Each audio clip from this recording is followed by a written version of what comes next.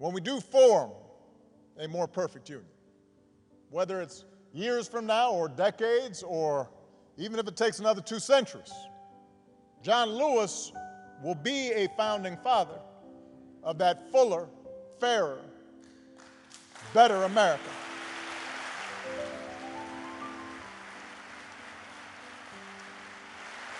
You know, this country is a constant work in progress.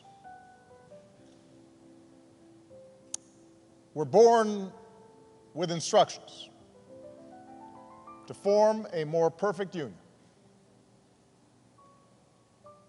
Explicit in those words is the idea that we're imperfect,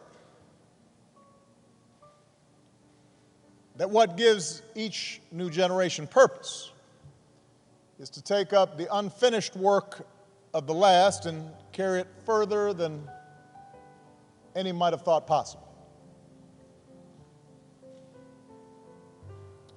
John Lewis, first of the Freedom Riders, head of the Student Nonviolent Coordinating Committee, youngest speaker at the March on Washington, leader of the march from Selma to Montgomery, member of Congress representing the people of this state and this district for 33 years, mentor to young people, including me at the time, until his final day on this earth. He not only embraced that responsibility, but he made it his life's work,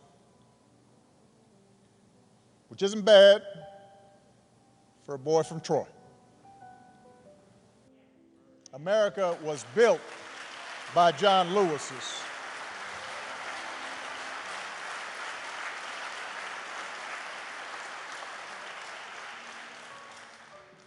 He, as much as anyone in our history, brought this country a little bit closer to our highest ideals. And someday when we do finish that long journey towards freedom, when we do form a more perfect union, whether it's years from now or decades or even if it takes another 2 centuries, John Lewis will be a founding father of that fuller, fairer, better America.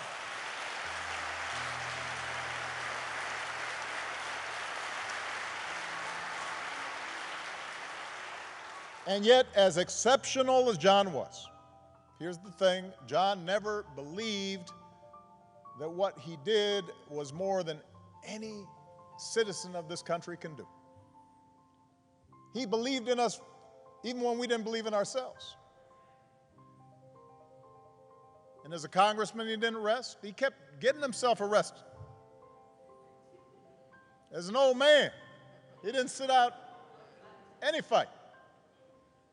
Sat in all night long on the floor of the United States Capitol. I know his staff was stressed.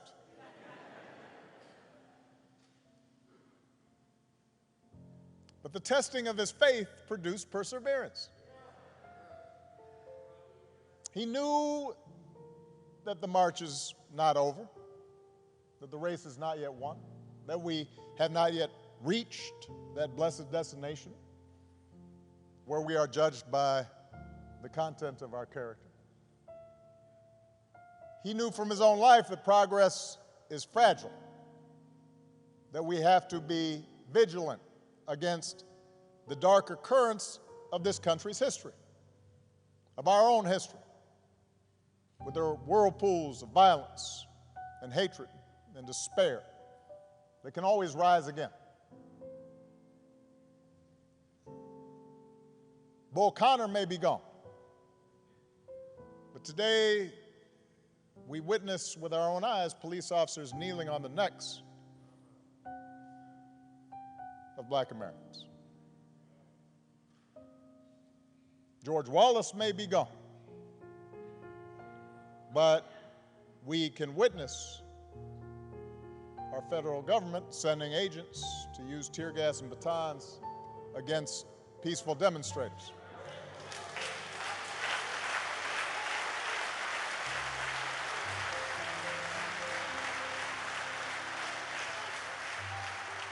We may no longer have to guess the number of jelly beans in a jar in order to cast a ballot.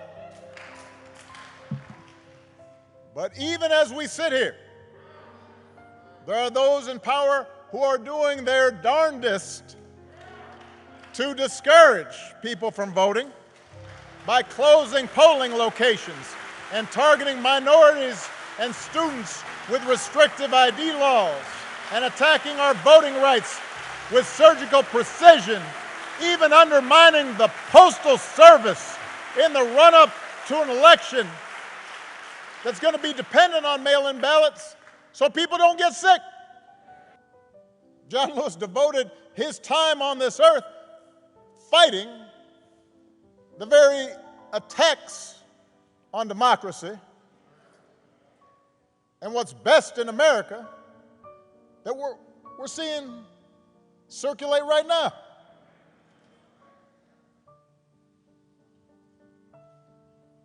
He knew that every single one of us has a God-given power, and that the fate of this democracy depends on how we use it.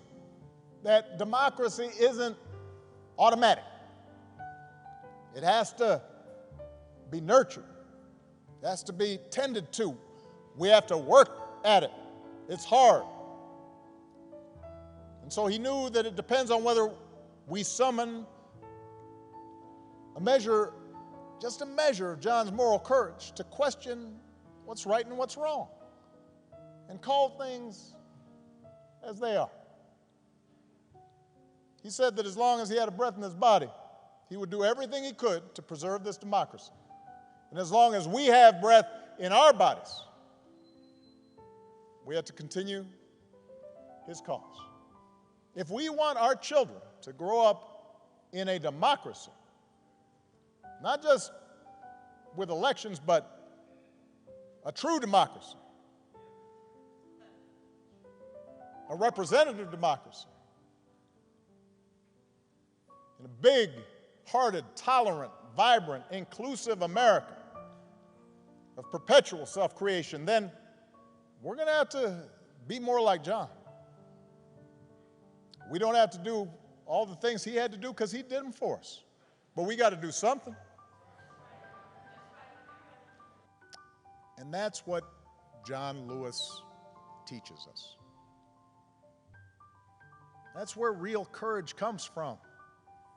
Not from turning on each other, but by turning towards one another. Not by sowing hatred and division, but by spreading love and truth. Not by avoiding our responsibilities to create a better America and a better world, but by embracing those responsibilities with joy and perseverance, and discovering that in our beloved community, we do not walk alone. What a gift John Lewis was. We are all so lucky to have had him walk with us for a while and show us the way. God bless you all. God bless America. God bless this gentle soul who pulled it closer to its promise. Thank you very much.